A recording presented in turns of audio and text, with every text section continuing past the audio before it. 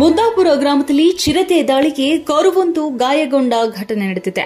ಚಿತ್ರದುರ್ಗ ಜಿಲ್ಲೆ ಹೊಳಲ್ಕೆರೆ ತಾಲೂಕಿನ ಮುದ್ದಾಪುರ ಗ್ರಾಮದಲ್ಲಿ ಈ ಘಟನೆ ನಡೆದಿದ್ದು, ಗ್ರಾಮದ ರವಿ ನಾಯಕ್ ಎಂಬುವವರಿಗೆ ಸೇರಿದ ಕರು ಎಂದು ಗುರುತಿಸಲಾಗಿದೆ. ಇನ್ನು ಗ್ರಾಮದ ಪಕ್ಕದಲ್ಲೇ ಬೆಟ್ಟ ಇದ್ದು, ಆಗಾಗ್ಗೆ ಈ ಬೆಟ್ಟದಿಂದ ಚಿರತೆ ಓಡಾಡಿಕೊಂಡು ಇದ್ದು, ಹಲವು ಬಾರಿ ಕುರಿ, ಮೇಕೆ, ಜಾನುವಾರುಗಳ ಮೇಲೆ ದಾಳಿ ಮಾಡಿದ್ದು.